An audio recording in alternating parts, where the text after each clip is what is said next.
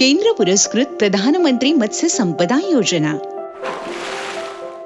या योजनेअंतर्गत प्रियंका राऊत आपला मध्यम आकाराचा बायोफ्लॉक प्रकल्प कशा प्रकारे राबवत आहेत पाहूया।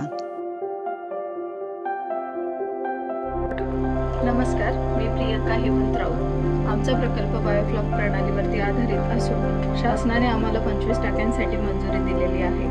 त्यापैकी 60 टाक्या या 6 मीटर डायमीटरच्या असून उर्वरित टाक्या या 4 मीटर डायमीटरच्या आहेत। पाण्याची क्षमता साधारण कमीत कमी 20,000 ते जास्तीत जास्त 35,000 लिटरपर्यंत आहे आणि सर्वांची उंची 1.5 मीटर आहे। अंतर्गत गिफ्ट तिलापिया या जातीचे उत्पन्न घेतो। यांची पिल्ले मत्स्य व्यवसाय विभाग पुणे यांच्या मार्गदर्शनाने व शासकीय परवानगीने RGCA विजयवाडा येथून आणली जातात। नंतर या माशांच्या वाढीसाठी 7 ते 8 महिन्यांचा कालावधी लागतो। माशांची वाढ साधारणतः 500 ते 600 ग्रॅम एवढी होते। या माशांच्या वाढीसाठी ग्रोवेल कंपनीचे खाद्य दिले जाते।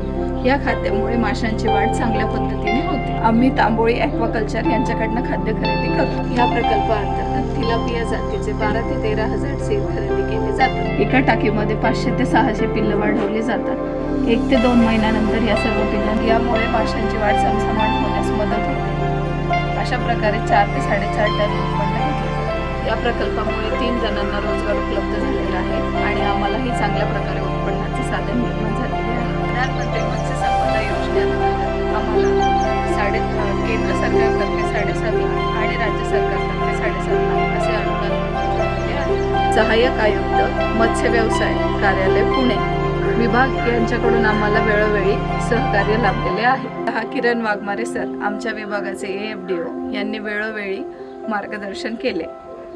उदाहरणार्थ माशांना इन्फेक्शन झाल्यानंतर कोणते मेडिसिन द्यावे, त्यांची हाताळणी कशी करावी या संदर्भात त्यांनी मार्गदर्शन केले।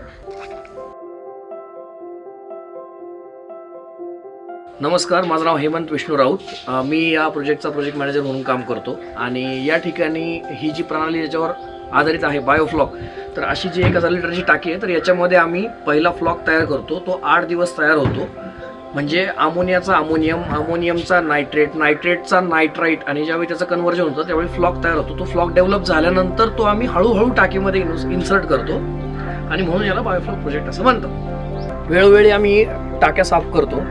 टाक्या साफ करताना ही गोष्ट लक्षात घेतली जाते की टाक्या साफ करताना जसं 1 ते 2 महिन्यानंतर जर समजा ग्रेडिंग प्रोसेस आलेली असेल तर छोटे मासे वेगळे केले जातात, मीडियम मासे वेगळे केले जातात आणि मोठे मासे वेगळे केले जातात आणि ते सेपरेट टाक्यांमध्ये टाकले जातात, ज्याच्यामुळे माशांची वाढ समसमान व्हायला मदत होते।